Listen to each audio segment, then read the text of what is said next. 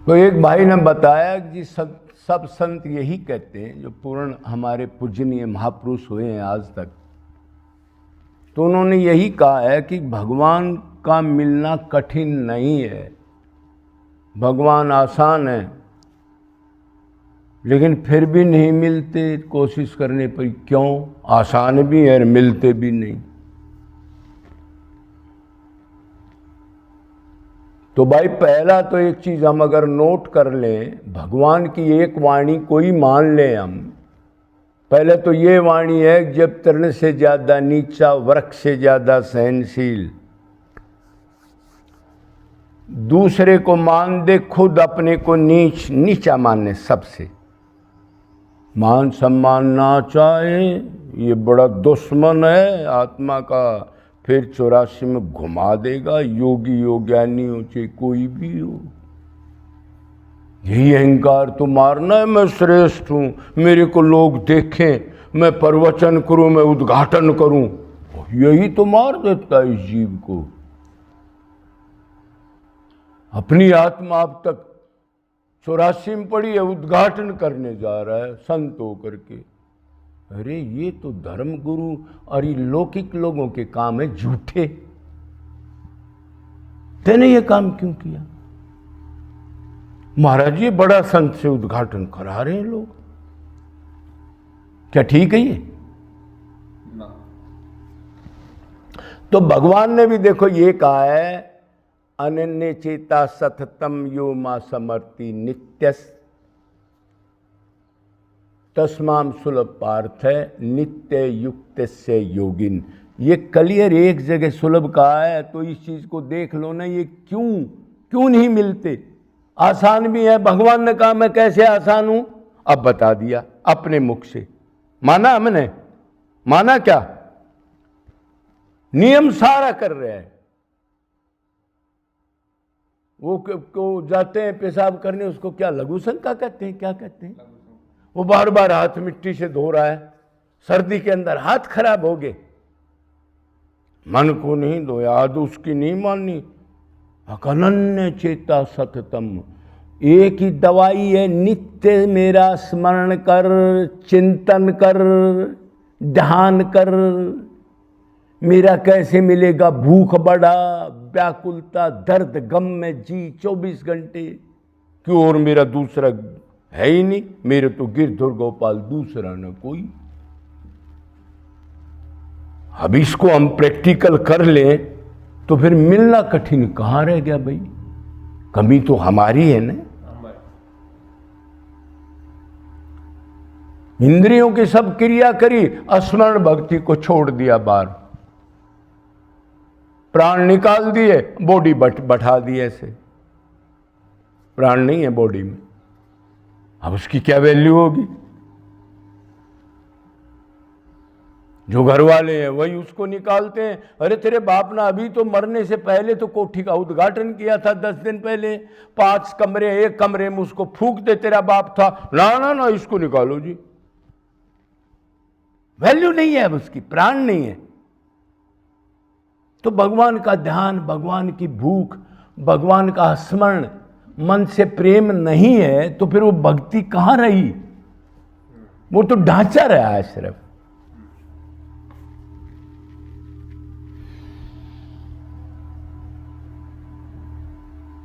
एक शर्त जिस दिन कोई पूरी कर दे, कोई कर सकता है। भगवान ने कहा ब्राह्मण, क्षत्रिय, वैश्य, शूद्र, पाप योनि, दुराचारी,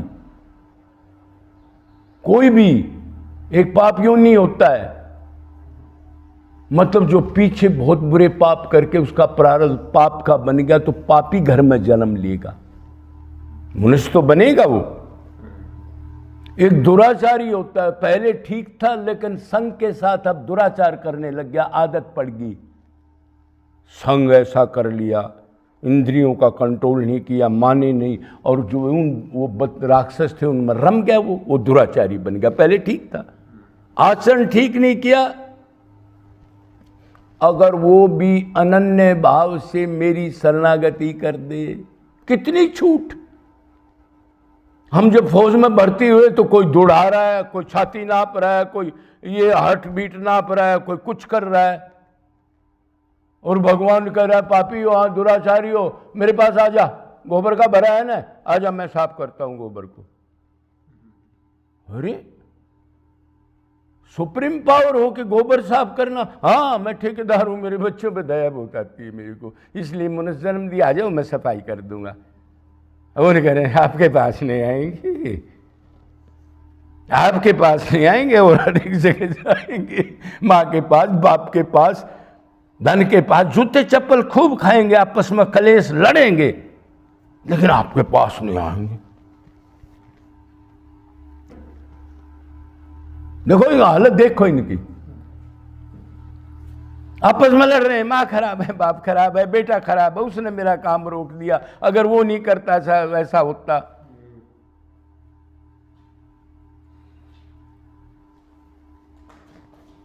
सुबह शाम 50-50 माला करते हैं और भगवान की कही हुई वाणी को हम नहीं मानते, मन को आउट रखते हैं।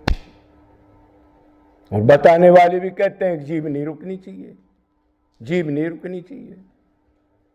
भगवान कह रहा है मैं भाव देखता हूं, तो जीभ से भाव बनते हैं क्या?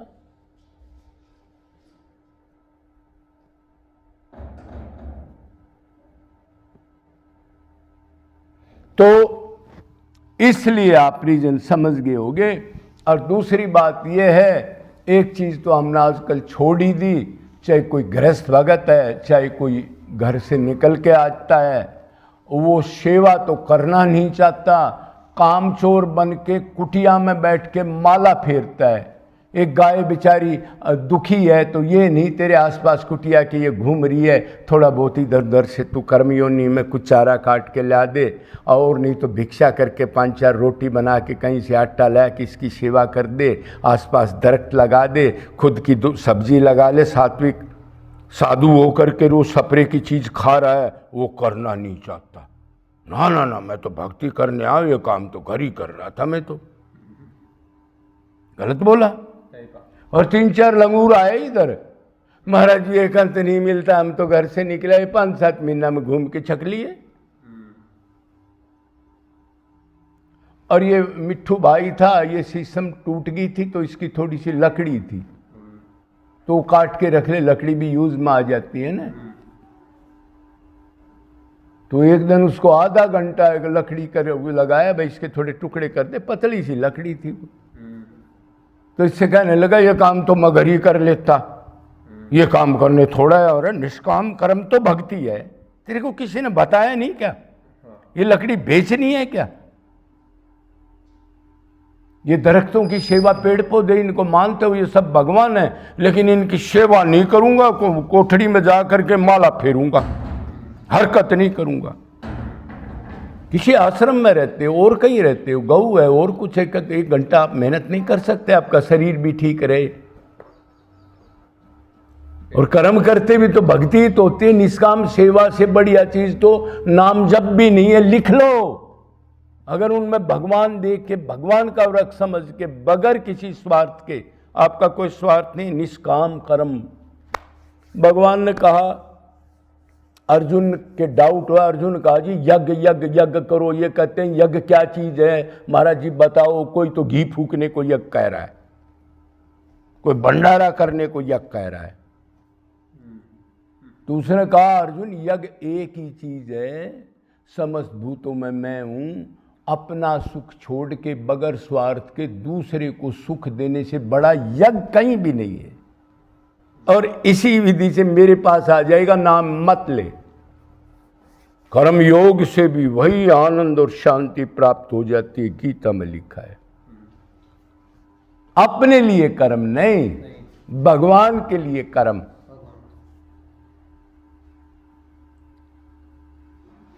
तो ऐसा भी नहीं होना चाहिए। आजकल जो हमारे भाई ऐसी भक्ति करने लग गए, थोड़ी सी सेवा 20 मिनट भी आसपास कहीं झाड़ू लगा दिया, कहीं कीड़ी है उनको थोड़ा बहुत कुछ डाल दिया, कहीं पक्षियों का पानी भर दिया, नहीं करना चाहता। ऐसे ठग हो गए हम और भक्ति का पाखंड कर रहे हैं।